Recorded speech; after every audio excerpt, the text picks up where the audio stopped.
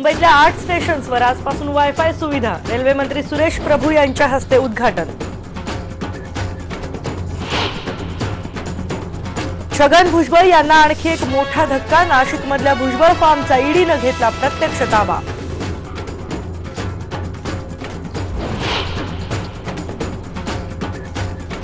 नवी मुंबई महापालिकेत पुन्हा संघर्ष। आमदार मंदा म्हात्रे आणि आयुक्त तुकाराम मुंढे यांच्यात बाचाबाची।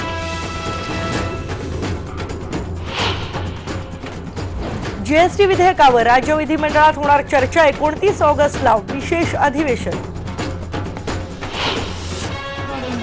हैदराबादच्या गच्चीबावली स्टेडियमवर सिंधूचा भव्य सत्कार। निलांबरीतून निघाली भव्य मिरवणूक। पारंपरिक नृत्यानं सिंधूच्या स्वागत सोहळ्यात आणली रंगत।